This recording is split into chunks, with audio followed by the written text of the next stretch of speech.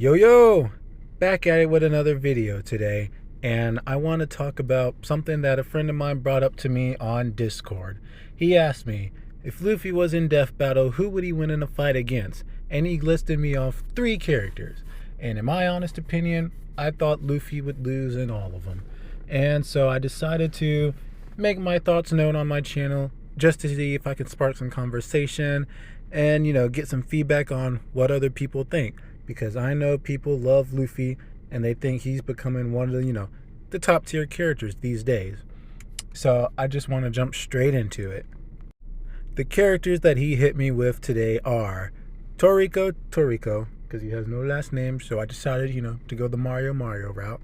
Naruto Uzumaki and Natsu Dragneel. And in my honest opinions, I thought Luffy loses all of them. And I'm going to make this video about Luffy v Toriko, just for the first little mini series of this Ramble set. So here we go. So when it comes to scaling Luffy, it can be a bit tricky in times because, like most shonen characters, he does the thing where his power level increases as the arc increases. He gets stronger after every arc. But I think I found a fairly reasonable place, area to scale him when it comes to AP. Now, for me personally, I would say in his base form, you can probably reasonably scale him to about small country in terms of his base. Now, when it comes to his gears, due to the fact that there's no specific multiplier, unlike, say, something like Bankai from Bleach or Super Saiyan for Dragon Ball, tongue-tied. Multipliers when it comes to gears are very tricky and can be very headcanon-y, and so I don't try to use any kind of fan headcanon multipliers unless there's an actual stated multiplier. Now, while yes, the gears do obviously give him an increase in his stats, as we saw when he fought Bluno and he was just outright blitzing the shit out of him. We know that they give him a multiplier, but there is no set multiplier, so we don't know how much stronger or how much faster he's getting from his base. So when it comes to scaling his gears all across the board, like, gear second and gear third, I just keep it unilateral, as in basically saying his gear second and his gear third are still going to be small country level or small country plus, just for some increase. When it comes to gear fourth, now that doesn't exactly work, as that is obviously much stronger and much faster than his gear second, his gear third, and his gear fourth. And I believe it is noted by Doflamingo that he says that he becomes at least 3 times stronger. So when it comes to gear 4, like Bound Man, which is, it's going to be stronger than Snake Man, I would say you can get gear 4 to country level plus, especially with like his King Kong gun. Now, when it comes to his gear 5, I would say you can reasonably scale him to multi-continental. I have seen quite a few calcs that say he scales about that high, and although I've seen some people try to claim he scales to moon or planet level with his Bargerang gun in gear 5. Now, while I don't agree with that, for this specific video and this specific matchup, I will give him that planet level scaling. I'm going to say that's totally reasonable. So just for this specific Luffy here, I'll give it to him. He's planet level at the moment, with just his Bargerang gun. Okay, nothing else, nothing like his base AP or other stat scale, just the Bargerang gun. I want to make that clear. Now let's move right along to speed. Now, when it comes to the speed of Luffy, there's a couple of metas you can go with. You can go with Luffy being light speed pre-time skip and thus making him MFTL in this current arc. Or you can be like he would only just now gain light speed feats here in Wano.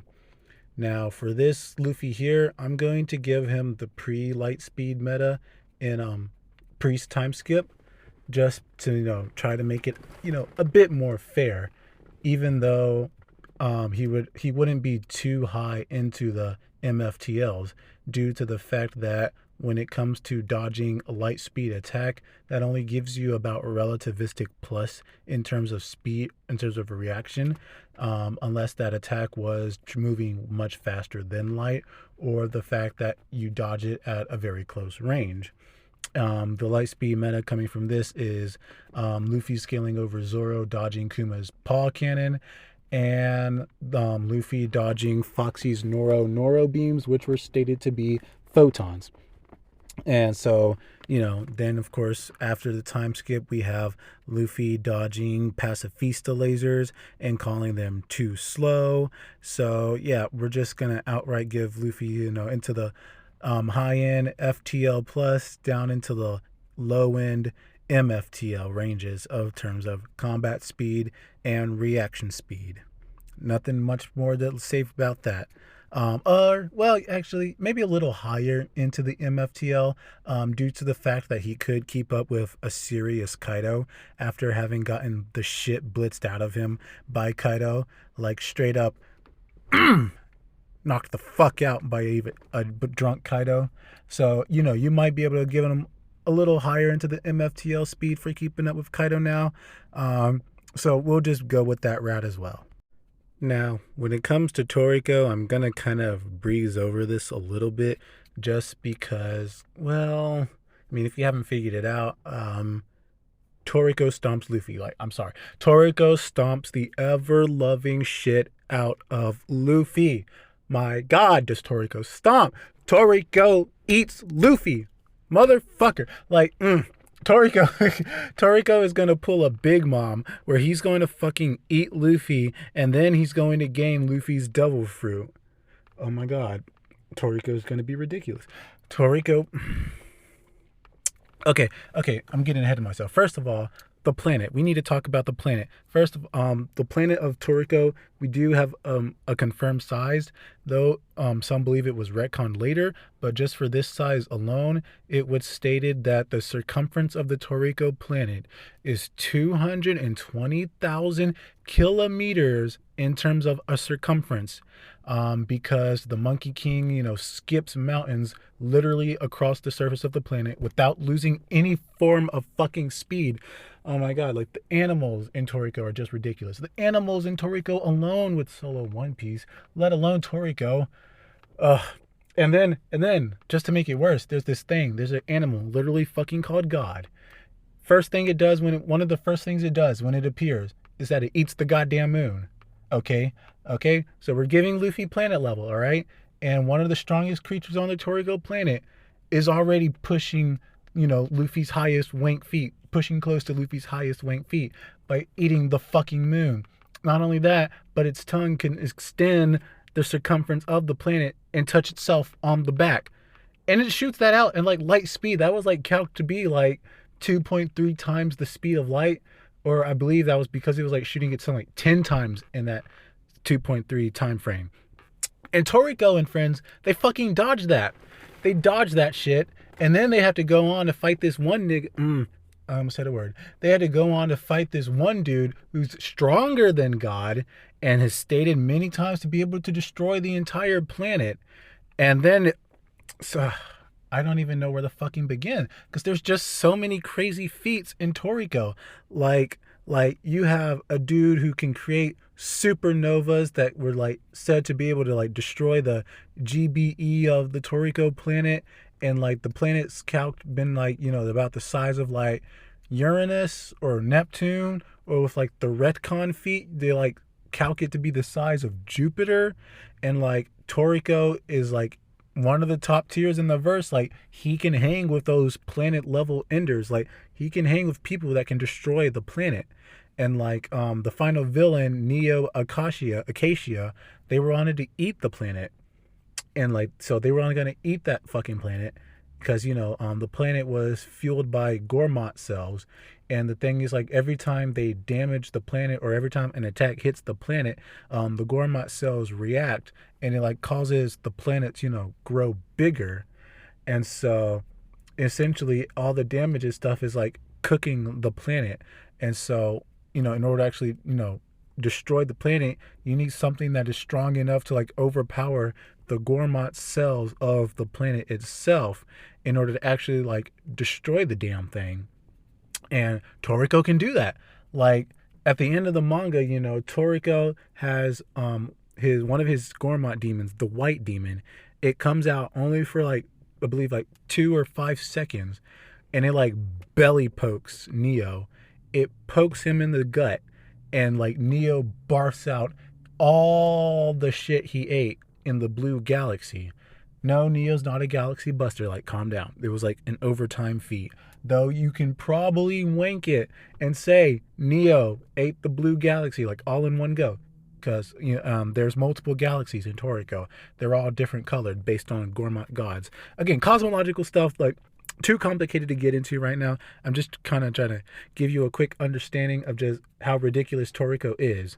And like, again, like Toriko scales to that, like with his white demon or like with his blue demon. Like there's just too many feats to go over with Toriko, and I don't know where to begin.